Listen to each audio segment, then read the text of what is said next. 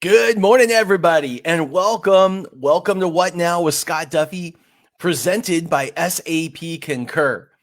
It is so great to see you. We have a really busy Monday, and I look forward to reconnecting with all of you.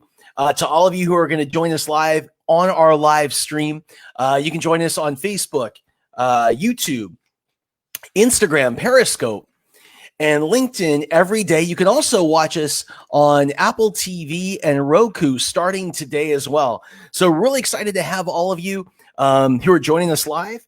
You can also listen nationwide on Dash throughout the day, or you can download the podcast. Again, this is Scott Duffy, and the show is What Now with Scott Duffy, presented by SAP Concur. And I'm so happy to be here. We have a lot to talk about today. Had an amazing weekend, a lot of breakthroughs this weekend, and I had a chance to talk to a lot of you. I had a chance to reach out and talk to a lot of my family, my friends, business colleagues, former business colleagues, and kind of get their sense on what they're doing, how they're adapting right now, their businesses for this new reality that all of us are in. So I have a lot of great things to share. We also are going to start off our show today with our first guest. Thank goodness it's about time. Our first guest. I had been promising that every day we would be bringing you celebrity entrepreneurs, athletes, and entertainers, people who are the very best of the best at what they do, so that they can share their stories, their inspiring stories that really aren't much different than all of ours, and what it took them in order to succeed. And what's more important is today they're going to share what they're doing now in order to pivot, adapt, adjust, in order to keep moving forward. And so we have got a heck of a lineup for you today. We're gonna kick off strong today with my old friend Julie Cottineau, who will be here in just a little bit. We have about one more minute. We're going to let this propagate for just another minute across the internet. Again, you can watch live on YouTube and on Facebook. You can also see us on Periscope, on Instagram and LinkedIn. And starting today, you can see us on Apple TV and on Roku. You can listen live on Dash Radio across the country throughout the day, or you can download the podcast. And so here we go. Good morning. My name is Scott Duffy, and this is What Now with Scott Duffy, presented by SAP Concur. I want to welcome you from wherever you're listening. You can tune in each day at 10 a.m. Pacific time to watch the live broadcast on YouTube and Facebook, or download the podcast. Now, this show is for entrepreneurs, small businesses, and those thinking about starting their own company. It's for people affected by this economy. Maybe they lost their business, they lost their job, they were furloughed, or they saw their consulting contracts canceled. It's for people asking, what do I do now? And how do I come out of this even stronger? Now, our focus today is going to be on how to stand out in a really crowded market, because there has never been so much noise, never been as much noise as there is today. Everyone has a camera, a microphone, and can publish like super easy and without it costing anything to the world. So it doesn't matter what you're doing today, growing a brand or a business, whether you're looking for a job, you're trying to get some extra consulting contracts. The question that we're going to answer for you today is, how do you stand out? Which is so important. Now, our special guest, who I'm going to bring on in just a little bit, is Julie Cottineau. Julie is amazing. She is the founder of Brand Twist, and the former vice president of brand at Virgin. You know, like the Virgin Group, Richard Branson, like there are hundreds of companies that he's involved in. Julie is amazing at what she does. But even before she was at Virgin, she was the head of consumer brand for Interbrand. And for those of you who don't know, Interbrand is the #1 brand consultancy company in the world. So she has a lot to share with us. And by the way, if you're just joining us, make sure to share this. Share this episode with your friends, with your families, with your colleagues, with your coworkers, because we have got some great information to share with you today. But first, the news. So over the weekend, the number of COVID cases worldwide jumped to 3.5 million confirmed, with 250,000 deaths. In the US, we now have just over 1 million confirmed and 68,000 have died from COVID-19. Now, Early on, we were told by President Trump that the initial projected number of deaths in the United States would be between 100 to 250,000. Now, a couple weeks ago, he came back and he readjusted the figures. He said that we're beating this thing, and he reduced his projections to 60,000 deaths. Well, again, over the weekend, all that changed. So over the weekend, he's now increased the projected number of deaths from 60 to 100,000. So depending on who you listen to, we're winning or we're losing. We're beating this thing or we're not beating this thing. Look, the thing is, there is so much news and there's so much noise out there. I don't want you to focus on that. What I want you to focus is on two things. I want you to focus on what you focus on, where you're putting your energy and attention, and what you do. We want you to make the right actions for this economy. So that's number one. Number two, new employment figures came out last week, and those were worse than they expected. On Friday, this Friday, the April jobs report is going to come out, and it is expected, unfortunately, to be the worst on record. Now, here's the thing. It's not that we had to stop working. It's not that we wanted to stop working. It's that the country was effectively shut down, and we all want to go back to work. But the question is, what will it look like when we get back to work? When the stores open, will you head into the stores? Will you head back to the beach?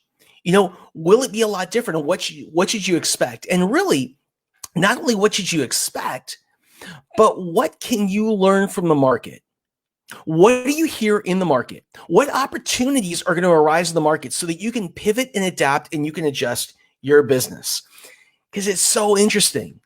Right now, people are terrified of people. It's such a trip. And, we don't know how long it's going to take for all of that to change. In the next few weeks, we're going to get back outside. We're going to get back to work. We're going to go out and we're going to grab a bite to eat. The question is, what is that going to feel like? What is that going to look like? What's that going to sound like? And what can we do as entrepreneurs in order to address the new needs that emerge and come out stronger?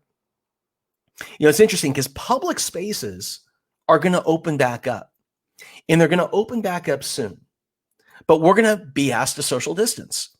Schools are going to open back up, but the classrooms are going to look a lot different because the kids are going to be separated even further and asked to social distance. Sports are going to kick off real soon, but the stadiums are going to be empty, which is such a trip. Now imagine this. Imagine that you want to go out. You want to go to a restaurant, or you want to go shop in a store, or you want to go to Target or wherever. And what you're given at the door is you're given a vibrating pager, or you're asked to check in to Target with a vibrating app so that you don't have to wait in line and that you don't crowd lobbies. Imagine arrows on the ground virtually everywhere you go and other physical markers to encourage physical distance, and think about social distanced eating spaces.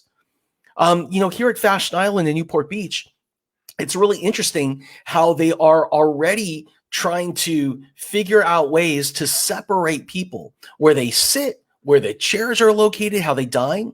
Restaurants, in fact, fast food's really leading the way. Fast food restaurants like McDonald's and Burger King and Del Taco, they are all coming up with new concepts and new designs that they plan on rolling out this summer, as soon as this summer, to help encourage social distancing inside of their restaurants. And so the question is, with these types of changes, what does this mean for you? And what does this mean for your business? And what types of opportunities out there lie there for you and for other innovators and entrepreneurs? Now, I got to say that some of this social distancing sounds absolutely ridiculous to me. And I think that what I get more concerned about, than social distancing from COVID, is I get concerned about our bodies, our beautiful body temples' natural ability to develop immunity over time. If everything is sterilized and everybody is separated, it reduces our ability to do that. And so, I know that we have this, this virus on us now, and I know that we have to get through this period, but I hope that we can get through it as quickly as possible. And I hope we can get back together again. And I hope that we can get close to each other as soon as possible. And And I know that you do too. And then the question is, what's it going to look like when we do go back to work? Like, what's it going to look like to go on a business trip? And again, I'm always thinking about all of these questions from the perspective of an entrepreneur, of an innovator, of somebody who's ready to adapt. Today, we learned that in order to fly in the United States, all the major airlines are going to require you to wear masks. But it doesn't just start on the plane. You're going to be asked to wear a mask once you get into the airport, as you go through security, as you check in at the gate, and then the entire trip on the plane. And the question I have is, does that make you want to fly? Because it doesn't make me want to fly. And it doesn't make Warren Buffett feel comfortable either. Warren Buffett had up to a 10% ownership stake in 4 of the 5 major airlines in the United States. And over the past few days, he sold all of it.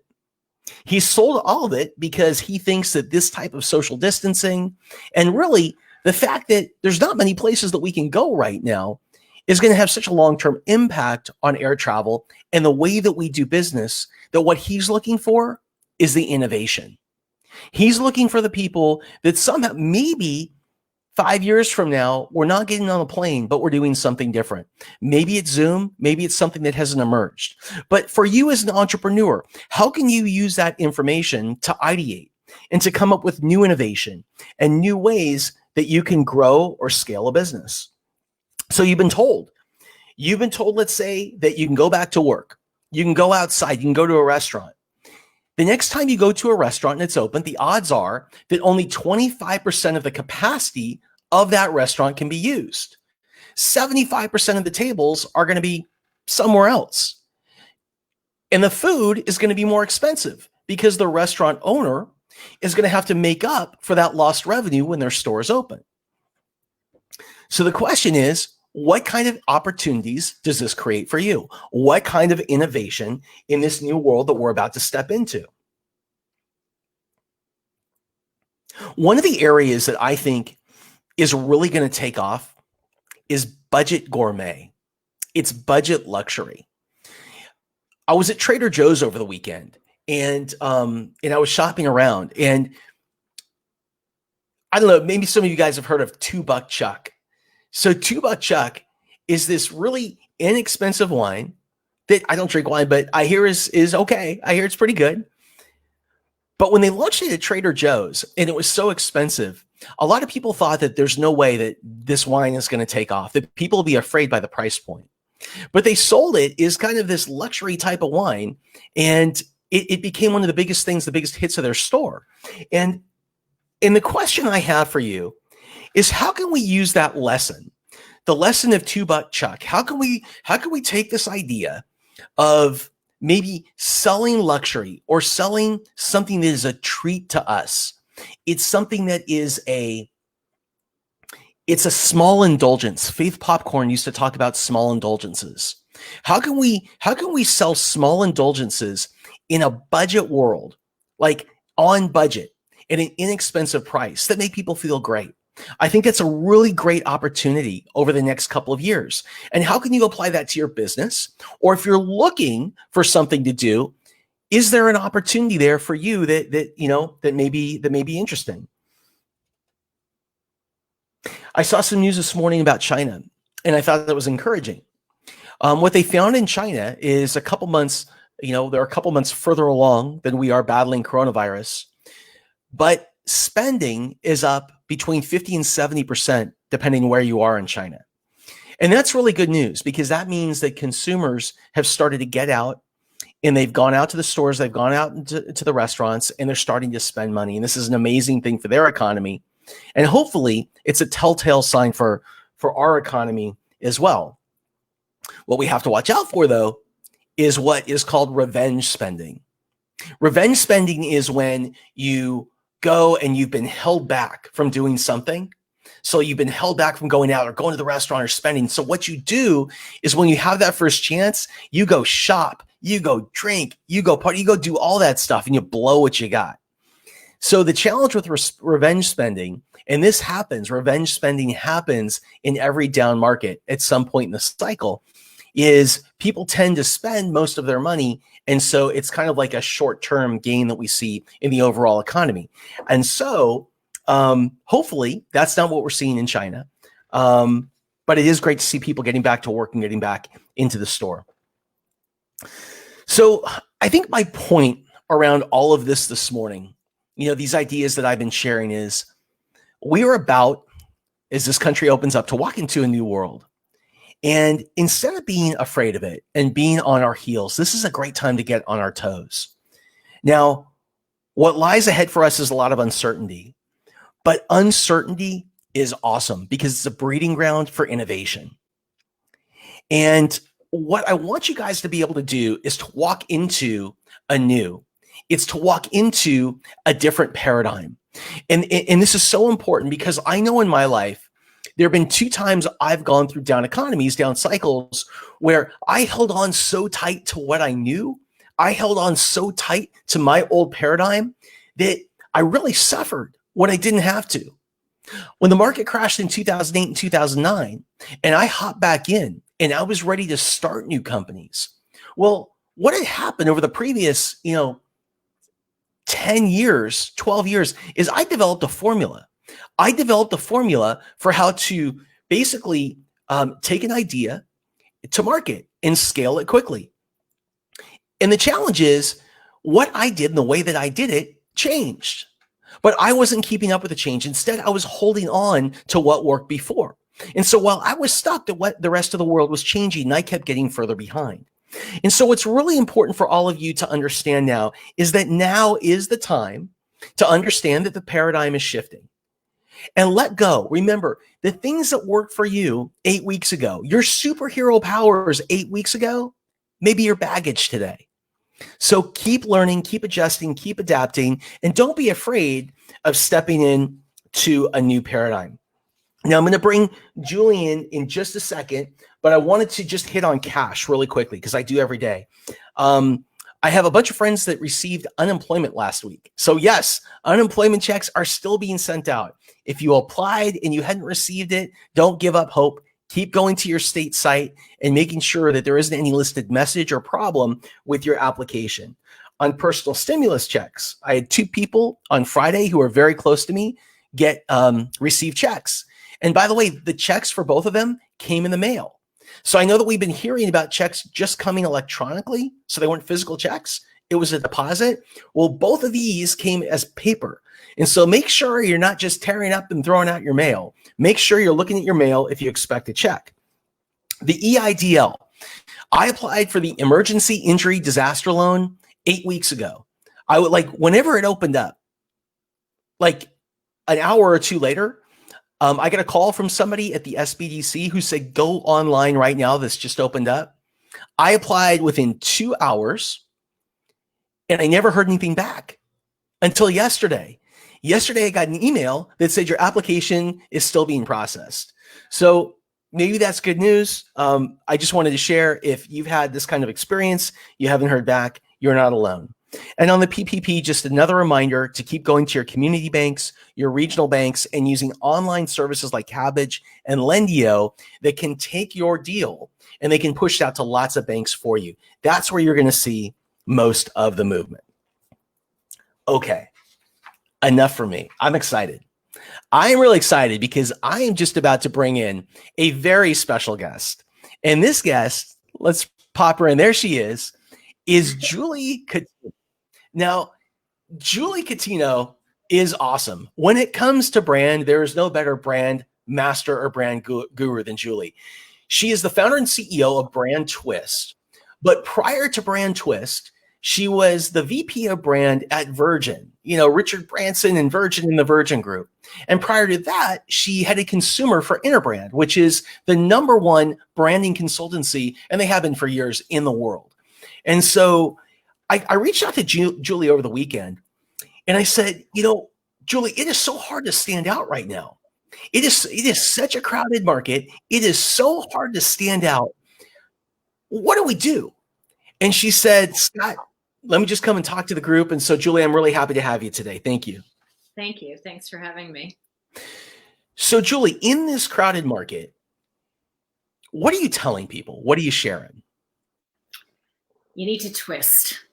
You need to stop marketing and branding as usual and twist and find new strategies. And in order to do that, you need to observe all the brands that are out there that are doing interesting things, especially the brands that have nothing to do with your business, because we always learn the most when we look the furthest away, and twist those lessons and apply them to your brand.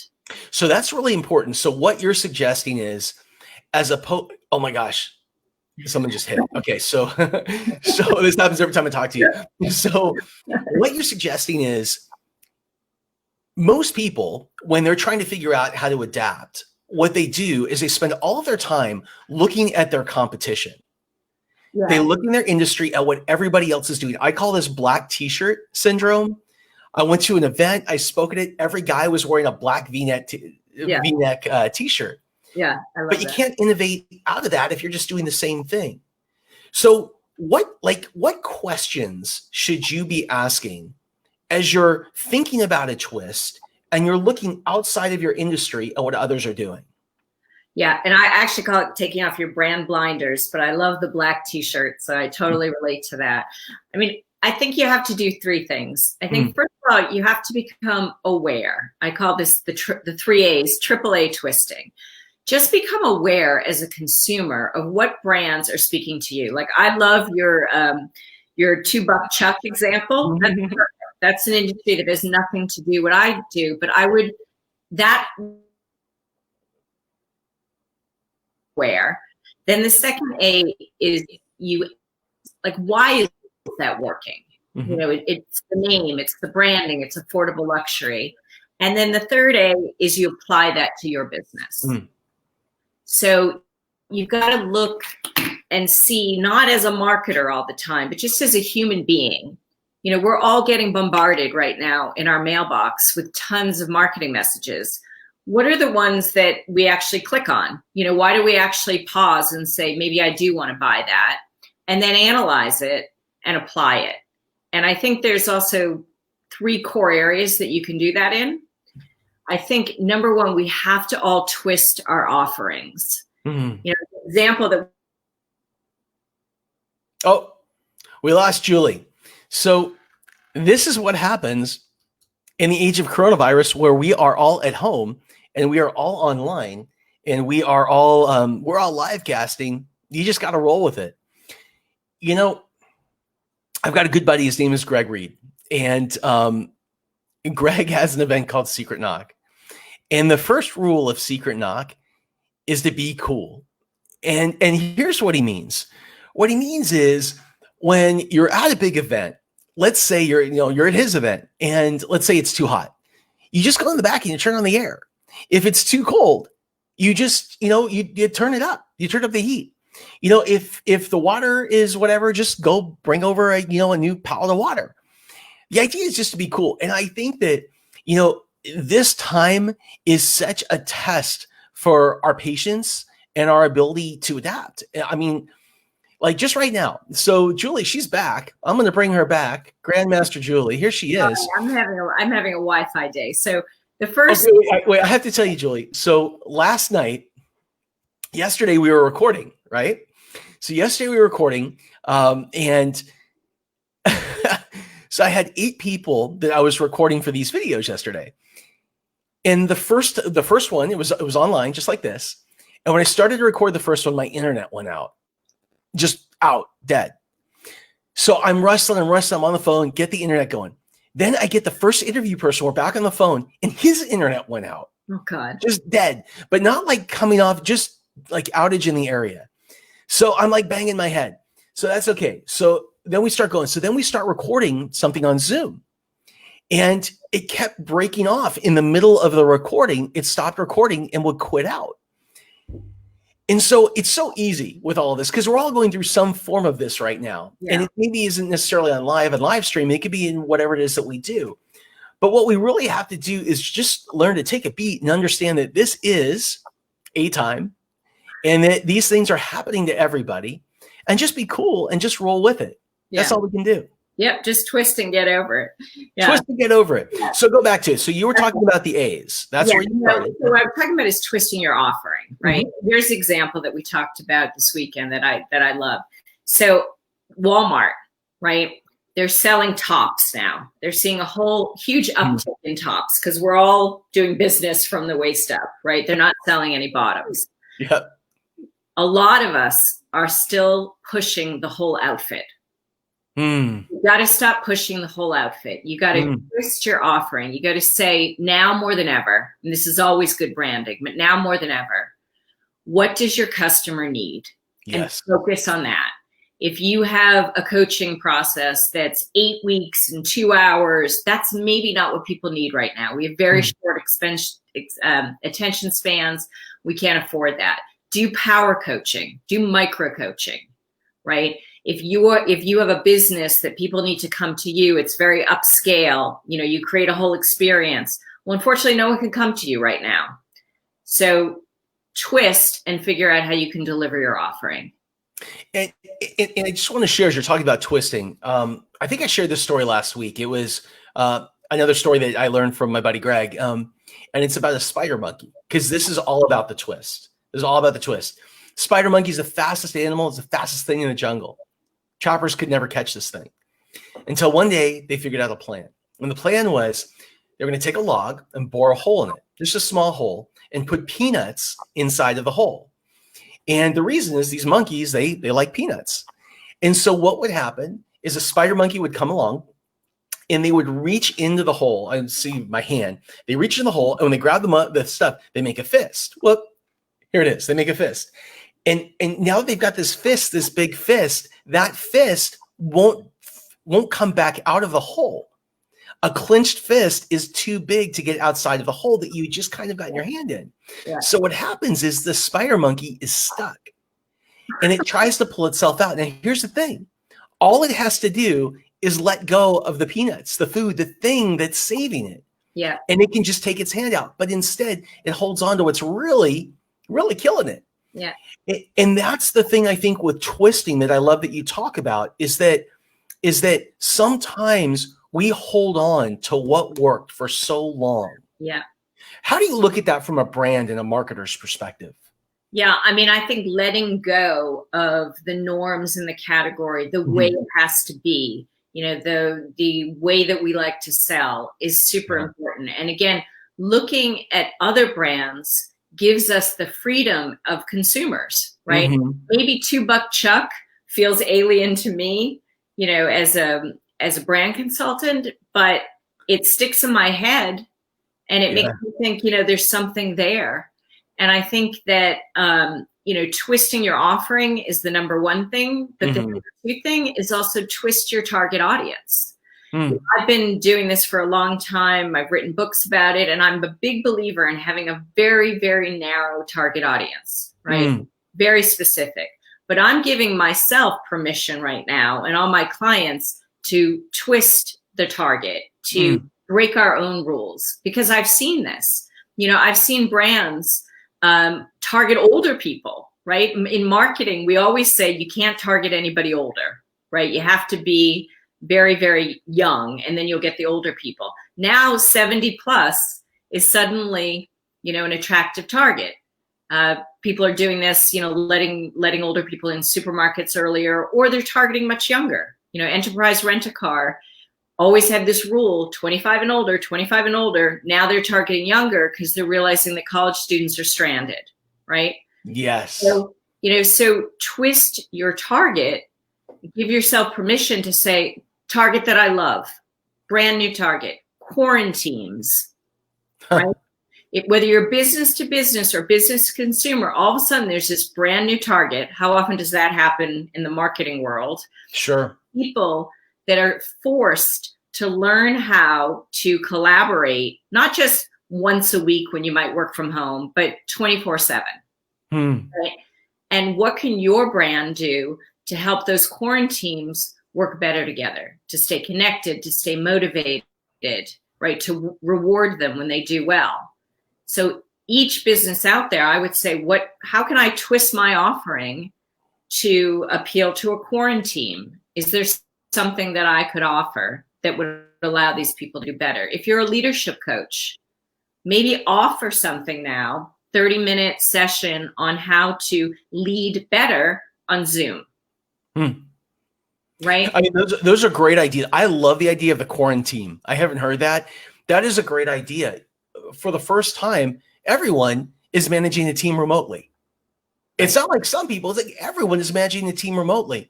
And we didn't learn how to do that in school. They certainly didn't teach us in elementary or high school. If we went to college, I didn't graduate. They didn't teach me that. I haven't heard that in any of the business training programs. Tony Robbins didn't teach me how to lead a quarantine. So this is a great opportunity for somebody that, for somebody who is in the training space, let go of what may have worked in the past if you're not selling that today, and look at this new opportunity. Look at the opportunity to simply set people up at their homes. Like the quarantine is really for those of you who aren't managing people, I'm just going to tell you, it is really hard to manage your quarantine just to get the equipment that they need.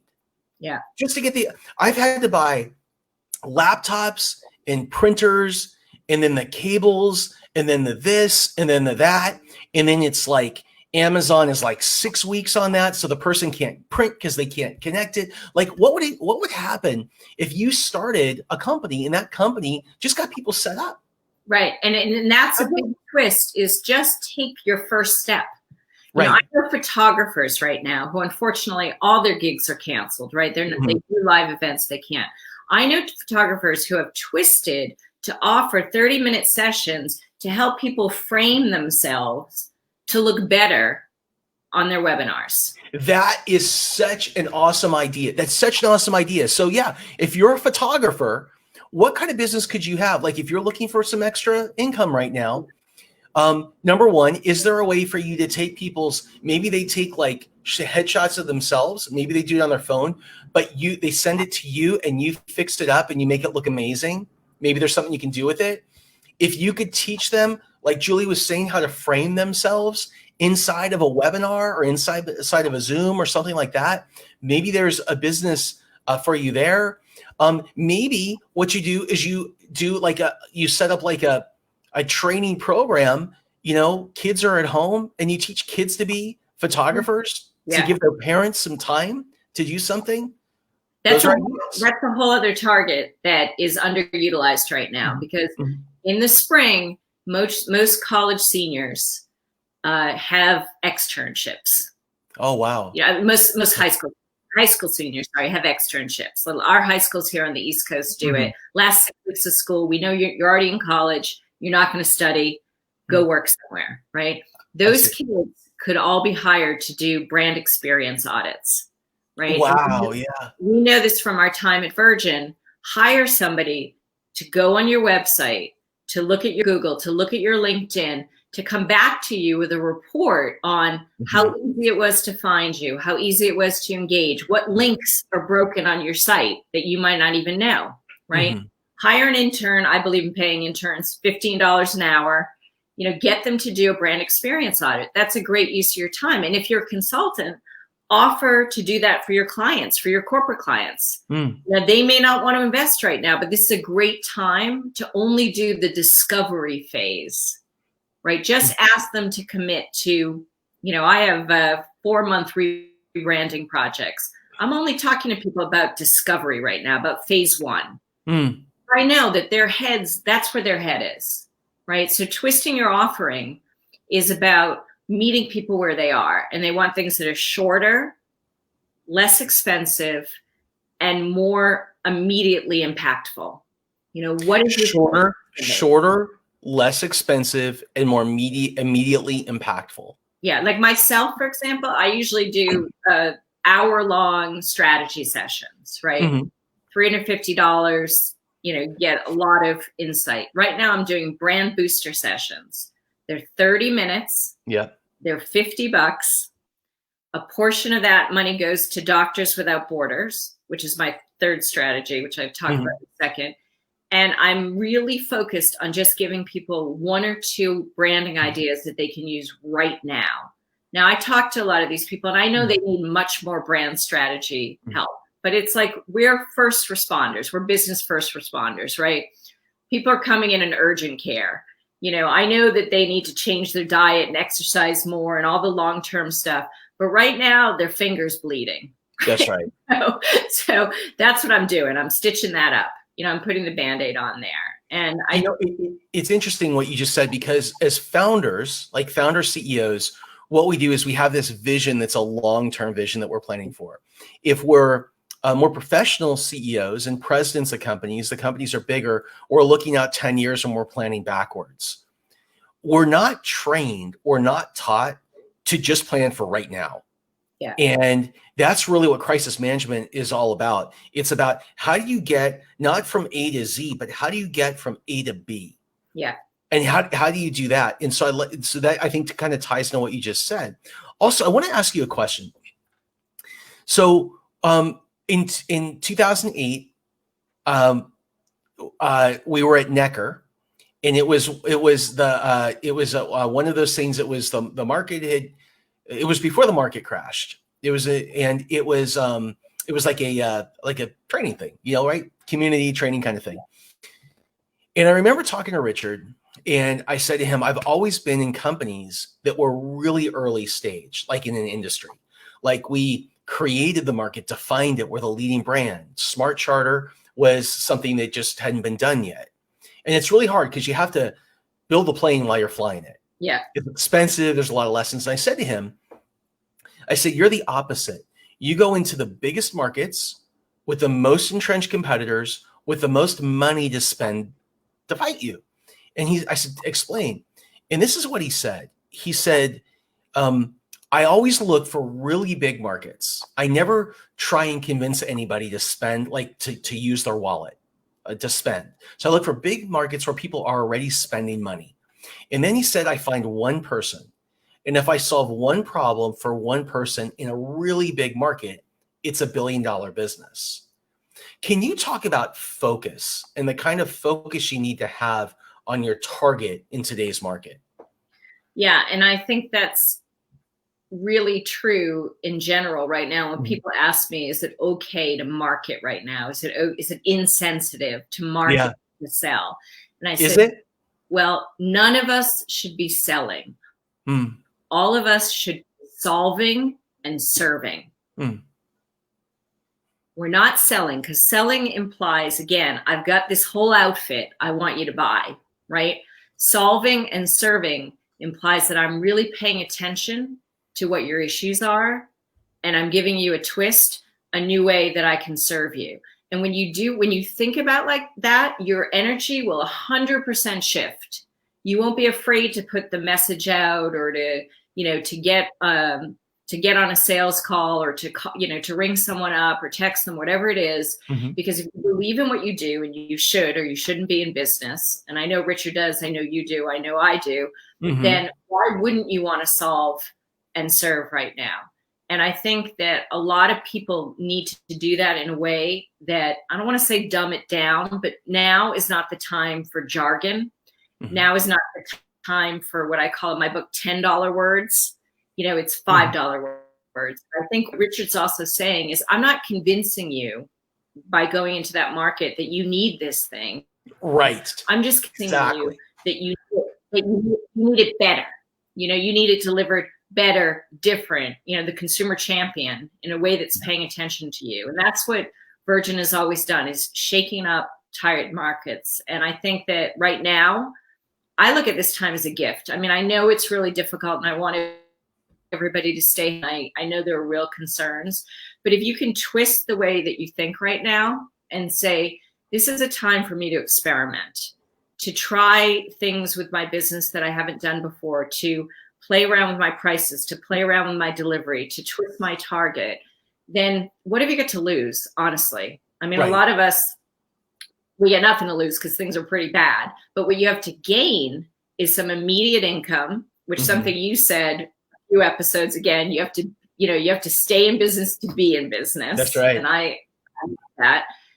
You get immediate income and you get some different ideas. And I think when the dust settles, maybe you'll go back to the whole outfit, right? To selling the whole outfit. Sure. But you'll have in your back pocket for those people who still need, the shirt, you'll have a different way to market and different way to sell and different way to brand, with a twist. And I think that's huge. And I've noticed myself that a lot of the conversations that I'm doing on the booster sessions, a lot of them end after 30 minutes, but a good amount of them, we uncover something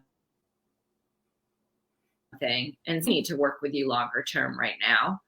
And so for those people, I'm still going back to more, traditional brand coaching. So Yeah. Conversations turn into clients. I'd be having conversations right now.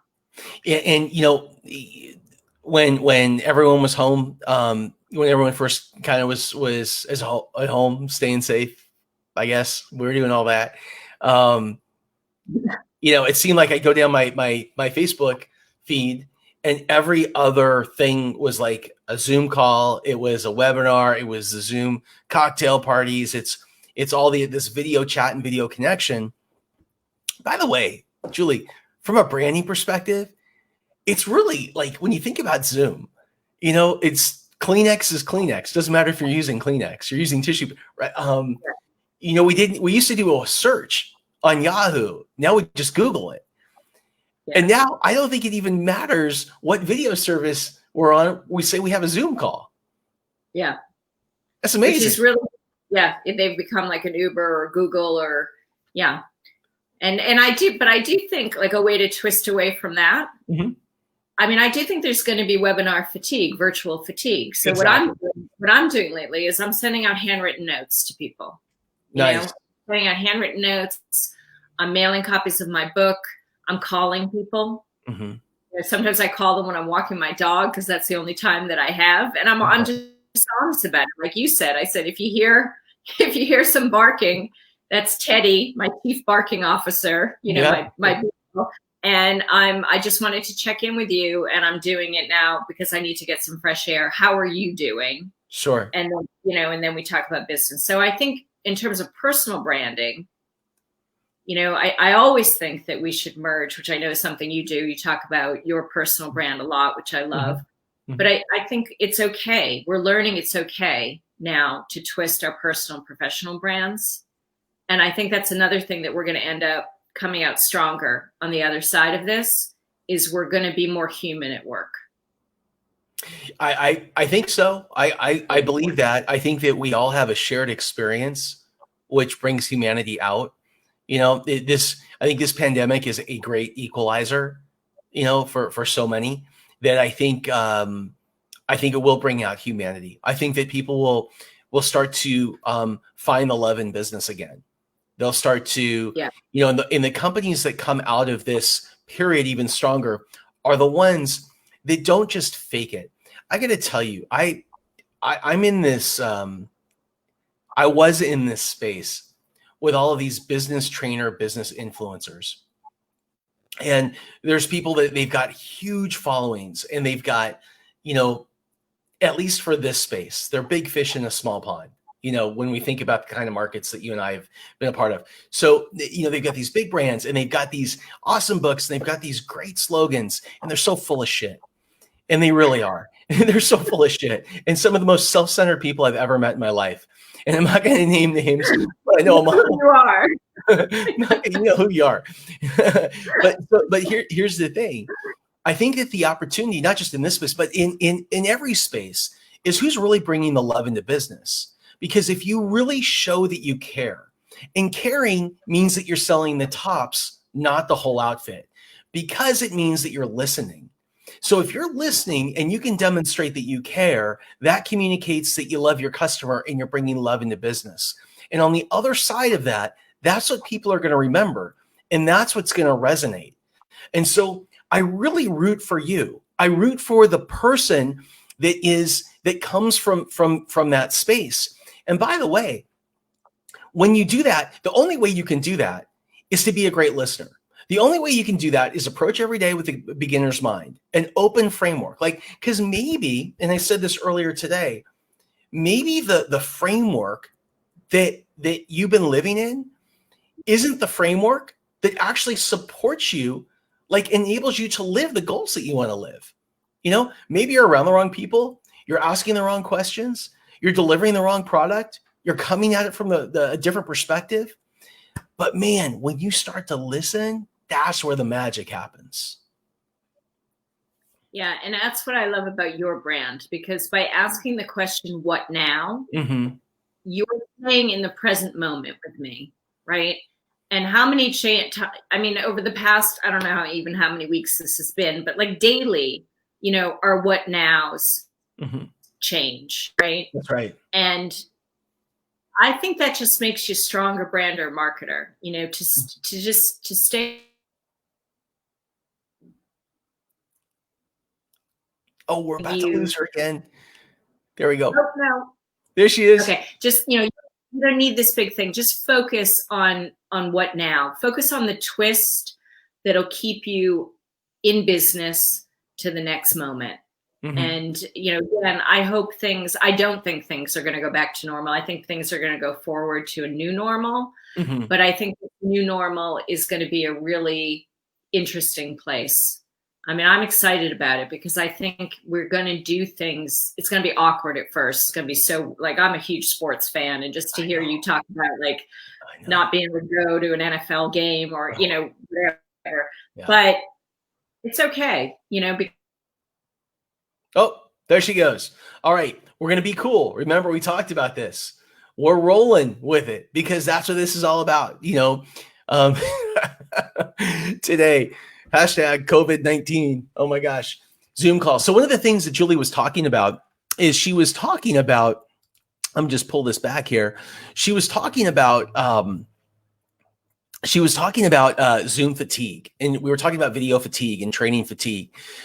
If you're in the business space, if you're a trainer, if you're a coach, if you're a consultant, if what you want to do is you want to provide value, and I'm going to bring her back in here real quick. There we go. And you want to provide value. The key right now is everyone has Zoom fatigue. It is like and I was saying this earlier, I started to talk about it. I went through my stream over the weekend, and 2 weeks ago, 3 weeks ago, it seemed that it didn't matter the time of the day. Every other thing in my stream was a live stream. Well, you know what's happening? People are running out of content, number one. Number two, they're seeing only a few people show up, and they're in it for the short term. This is a long game, right? Number three, they're just bored of it. They're tired of it. They've had enough of it.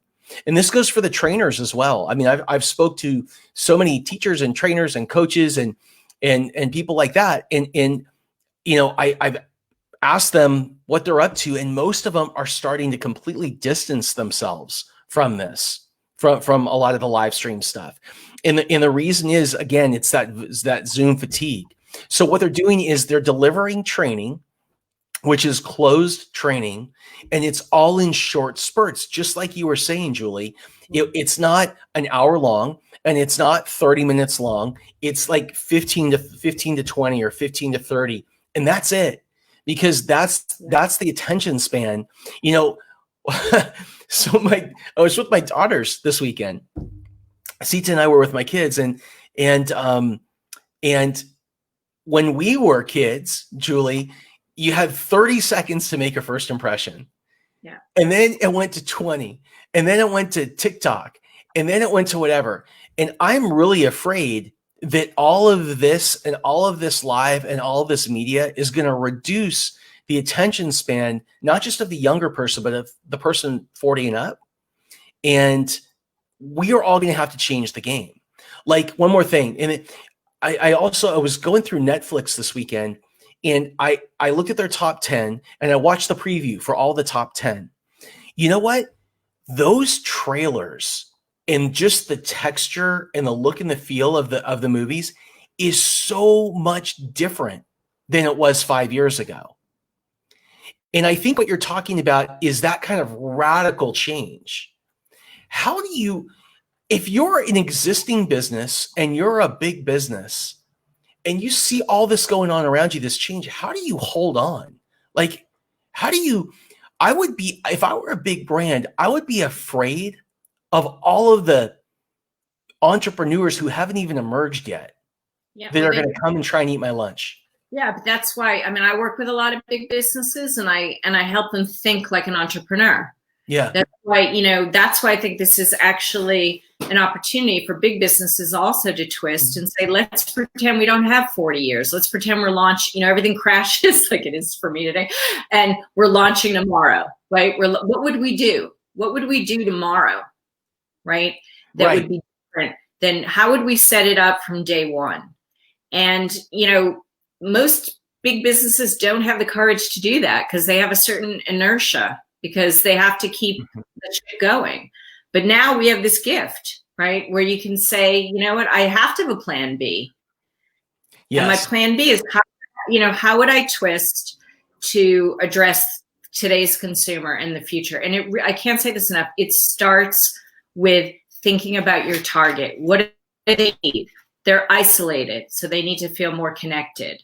They're worried about money, so they need more accessible options, right? They can't plan beyond, when I try to talk to my family about anything that's more than 24 hours, like, what should we do for dinner this weekend? They're like, whoa, let's get through today, right? So they are not comfortable with projecting too far in the future. So that's why you have to make your offering more affordable, right? Shorter, and focused on what the issue is today. What problem am I trying to solve today? And, people say to me, well, then what'll happen when things go back to normal? Again, they're not going back to normal. They're going forward to a new normal. That's right. Will I ever be able to raise my prices again? Will I ever be able to do whatever? And my answer is, I think so. I really do. Because I think if you're engineering, if you're twisting your offering right, they'll understand that right now is not, we're doing this because this is what we have to do right now. But if they're invested in me and they want to, and continue with a relationship with me, I'm going to be able to go back to hopefully doing more of the things. And then, the last thing I'll just say is I think you also have to twist for the greater good. I think you do have to show, like we were talking about before, more humanity. Yeah. So that's why, for example, when I'm doing my booster sessions, I'm giving a portion of the proceeds to Doctors Without Borders, right?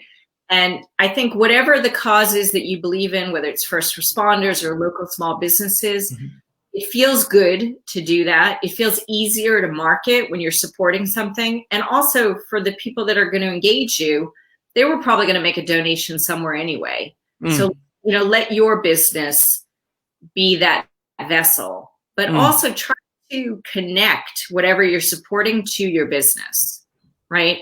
So, if you're in the, if you're in the food business, that's an easier one, do it with food. But if you're in the business of coaching, offer for a coaching session with you that you're going to help, coach an executive of a nonprofit, do the Toms 1-for-1, twist with Toms, right? With the shoes, because you're using your skill, which is helping people coach and get their message out, but to somebody who really needs it right now, which are the nonprofits, which are hurting even more than the businesses, because no one's donating beyond, first responders right now. And there's still a lot of good nonprofits out there in education and other diseases, that need help. Sure. One of the things that you talked about was, kind of focusing on the now and kind of what's here right now. A lot of the times entrepreneurs are thinking about starting something that is going to be around for a long time. And I think that during uncertain times, what we see is that companies that do well, they launch fast, they launch often, which means you launch one thing at a time. You really mitigate your risk. You do everything that you possibly can to mitigate the amount of time that you spend on something, the amount of money that you put out on something, and the amount of potential risk if something goes sideways. And so, this time is all about launching fast and launching often. What is launching fast? Launching fast, I used to say, if you're 85% of the way done with your minimum viable product, the simplest, most basic version of what you want to get in people's hands, that was the way to do it. Now I say 65%. Like the rest of the time and the money isn't worth it. Instead, get something done quickly, get it into people's hands, be amazing at helping, watching them, like Julie was saying, listening to them. We used to pay people to go through our website and find stuff. Yeah. Have people find stuff with the people and then take that information, Don't take it personally. Don't think that they're wrong, right? Don't argue. Don't argue with them. Don't try and tell them what they were supposed to do and how they were supposed to use it. Don't do any of that stuff. Listen to it and take that feedback and improve and iterate and keep doing that. And then once you've done that, put it back out. And then once you've done that enough, you're going to find a product that you get really consistent feedback on. Either throw it out or keep it. I want to buy it. And then you start to focus on the product market fit. Like, what's the price that you sell this for? And go out to a bunch of people and try and sell it for different prices and see where people connect. And then, but the whole point of this is that, like, sloppy is good right now. Yeah. And I cannot believe I'm saying that. Sloppy isn't a bad thing if it means you can get fast feedback. Or am I wrong, Julie? From a branding standpoint, am I totally wrong? No, I think you're totally right. I want to hear your daughters that sloppy is okay, but that'll be interesting. But no, I think you're 100% right. Richard Branson always said, fail harder. Yeah. Live in beta. The only thing that I would add to that is keep it simple. And I think that's a lot of, KISS, keep it simple, stupid. That's a lot that I'm saying to my clients right now is, I've got an idea out here, an idea out there. Yeah, we'll get to those ideas, but launch one thing, do it as best you can, not perfect, and learn from the feedback and keep at it a little while. That's the only other thing that I would add to that. I think that people are really distracted right now. So it used to be that we would send one email and we'd get a response or not. You got to communicate the same thing 3 times. You do. People say, oh, I saw that webinar. Maybe I'm interested, but they forget because they move on to the next thing. And then, there's you are not nagging somebody. You're not being pushy. Again, if you believe in what you're doing, you believe that you're adding value, you're going to have to repeat. That's just the norm because we're distracted as human beings anyway. And now times 1,000 because there's just so much news coming at us. Even if we have more time, mentally we're distracted. So I think you got to keep communicating. We are, and we can't. It can be really frustrating. I'm finding that everything that I'm doing is taking like 10 times longer, where I rely on other people to help me. And even if I don't, my internet goes down. My light goes out. Amazon's telling me it's going to be 6 weeks to get my Prime order. I tried to. Here's the thing. I tried to file a new company. People are starting businesses. A new company over a week and a half ago in the state of California. You spend an extra like $400 and you get the thing turned around. You spend the extra $400, and then like 3 days later you get an email that we're really busy and we're at 10% capacity here. And so that 24 hours could be a week to 7 business days. And then you get this thing that it could be, up to a month. Like, there's so much that we can't control. And so as crazy as it sounds, we got to just fall in love with the process and learn what we can do better. And I just want to give one example of that. There's something I was trying to get somebody to do on Friday, and a bunch of people that I had reached out to about something were really pushing back. And it seemed to me like a no-brainer, right? Because it's my idea. I'm passionate about it. I'm excited about it. And what I used to do is I used to get really excited. They don't get it. They don't understand it. They don't see it. What a jerk, like whatever. But what hit me in that moment was it's not them. It's me. I have to be accountable. There's something here. Like, I'm not listening. I have an idea, but I'm not listening to what they need. And so what I did is I shifted it up on Saturday and I reached out to all these people and I said, I have a question. Like, what is most important to you about blank? And what do you like? And then how can we, and then everybody came on Sunday. Yeah. But I stopped listening and I started to tell, and that was a problem. All right. We've got 50 seconds, Julie. Yeah. Give us that big wow idea to wrap it up. Twist. You got to twist. You got to look at things differently. Make it easier, make it more affordable. Make it simpler. and use this time. Think of it, twist your mindset. You just talked about that. Twist your mindset, and look at this time. When you get frustrated, look at it as a gift. What am I learning in this moment when things aren't going the way they can? And then, reach out to me. If I can help, I would love to help. That is awesome. Julie Cottineau, how can people get a hold? Brandtwist.com. Just go to my website, brandtwist.com, or Julie at brandtwist.com. And, if you're interested in a brand booster session, let me know, because I would love to raise money together for Doctors Without Borders. Awesome. Thank you so much, Julie, for this. This is Scott Duffy, and the show is What Now with Scott Duffy, presented by SAP Concur. Tomorrow, 10 a.m. Pacific. Until then, you guys have a great night, and keep asking yourself, what now? What do I do now to come out stronger on the other end? Take care. Thank you.